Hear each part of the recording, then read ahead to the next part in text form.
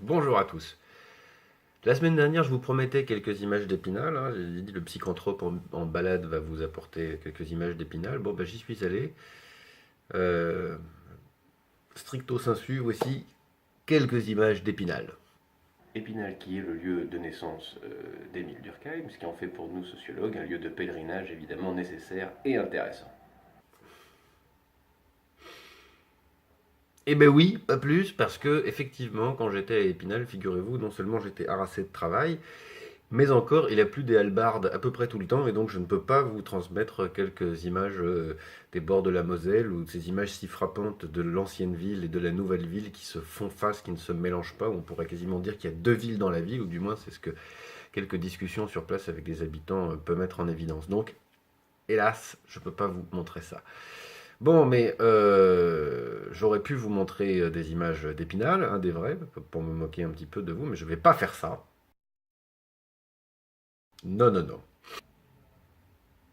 Ce que je voudrais faire, c'est vous montrer une expérience de sociologue, une vraie pure expérience de sociologue, telle que cette expérience a été en quelque sorte designée par avance par Émile Durkheim. Alors, Émile Durkheim, en fondant la sociologie, il nous a mis un petit peu dans une situation intenable.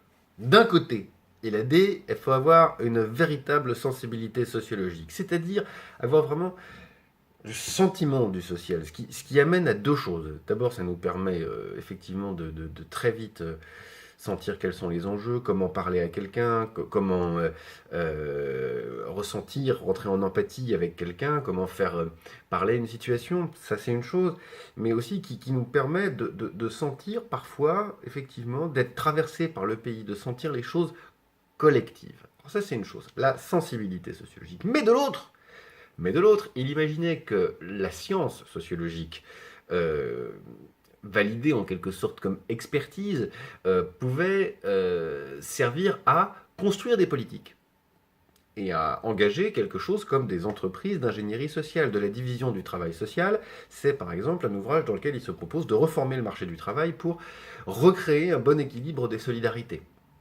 Donc, d'un côté, pour vraiment caricaturer, la sensibilité sociologique, de l'autre côté, l'ingénierie sociale. Et que devient le sociologue lorsque, très précisément, après un long et harassant travail, il doit rendre à une institution nationale son travail, son rapport. Il va venir parler à des dirigeants d'agences nationales ou à des ministres, enfin peu importe, et il vient avec ses notes et puis ses enregistrements, et à la fois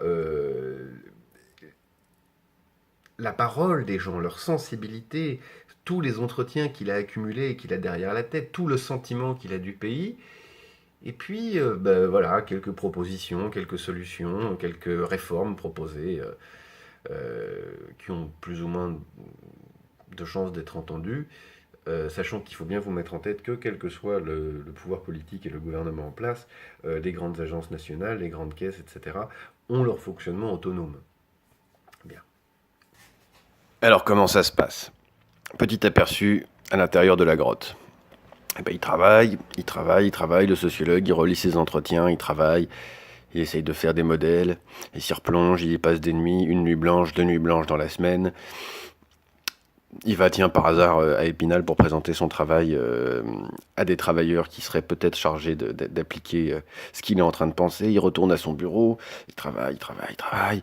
Bon, puis ensuite, voilà, il prépare son costard-cravate pour aller dans les institutions. Il prépare sa cravate, même tout court. Puis il se remet à son bureau, il bosse, il bosse, il bosse, il flippe. Et puis il va présenter avec ses collègues son travail. Et là, que se passe-t-il? Vous le saurez dans un autre numéro. En attendant, on retourne à nos moutons. C'est pas, pour le dire autrement, parce que M. Macron est arrivé au pouvoir avec M. Philippe que des réformes humaines, justes et mutualisantes sont impossibles. En réalité, ça demeure possible. Alors, bien. Au moins, c'est peut-être effectivement un peu plus difficile, peu importe. Revenons à notre dilemme. On est là. On ramène des mois et des mois et des années, en tout cas là, plutôt une année de travail. 75 études de cas, une centaine d'entretiens, euh, des paysages, des couleurs, des villes, des territoires, des cultures, des paroles de personnes, des sentiments partagés avec eux, des joies, des larmes. On a chanté l'opéra, on a regardé des films, on a discuté ensemble, on a ri, on a énormément ri, mes collègues et moi-même, avec toutes les personnes qu'on a interviewées. On arrive avec toute cette vie, quelques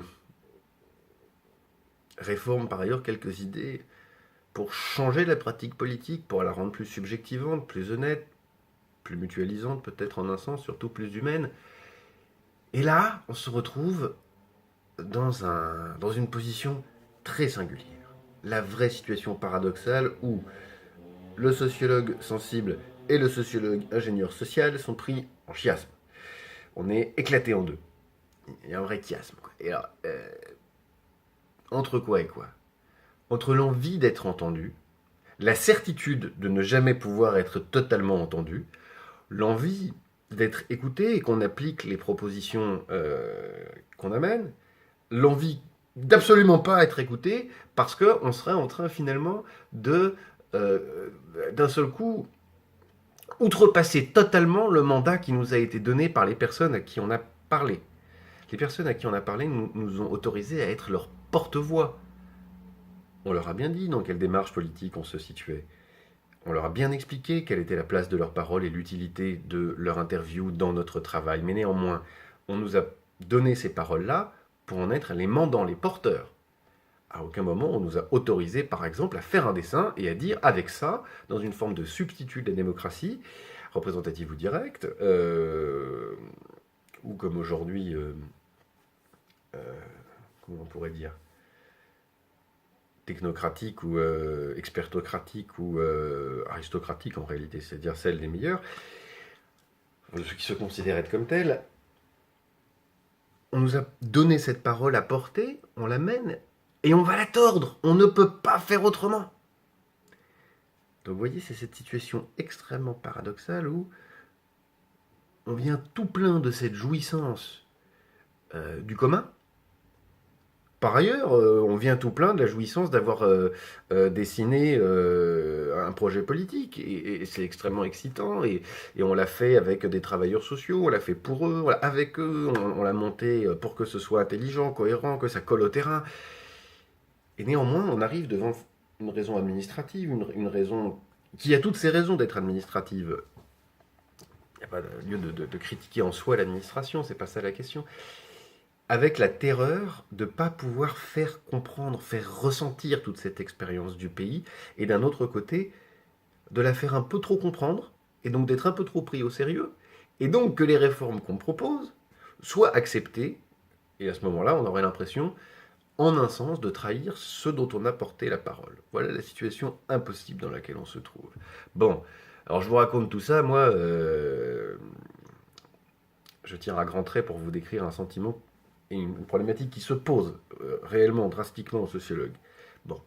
Quelle que soit l'honnêteté dont on ait pu faire preuve au moment où on parle avec les personnes interviewées et on leur expose ce qu'on fait, quelles que soient les précautions qu'on ait prises pour, lorsqu'il s'agit par exemple de modifier une procédure ou de modifier une politique, pour interviewer toutes les personnes, tous les travailleurs, toutes les travailleuses engagées à tel ou tel ou tel ou tel endroit de la hiérarchie et de l'effectuation du service. Quelles que soient ces précautions, on est néanmoins, alors qu'on a fait tout un effort de subjectivation, de faire parler les sujets, à un moment donné, on arrive à un moment d'objectivation. Et là, les deux réussites s'opposent. Alors que d'un côté, c'était faire des sujets, accompagner la subjectivation qui était le but et le critère de réussite, et bien c'est l'objectivation qui devient le critère de réussite. Bien. Alors je vous fais remonter ça, comme je disais il y a un instant. C'est un peu caricatural en un sens. Je suis extrêmement heureux dans mon métier de sociologue en ce moment parce qu'effectivement, on a l'impression de faire des choses avec et les gens, et puis même à l'échelle du pays, et puis vraiment d'être traversé par le pays. C'est une grande jouissance personnelle. Et en toute humilité, on a le sentiment que peut-être les connaissances qu'on produit pourraient être utiles. En tout cas, faire du bien aux gens. C'est-à-dire à nos compatriotes. Maintenant, voilà, je pense que on se situe sur la frontière très très précise qui sépare peut-être le journalisme du sociologue.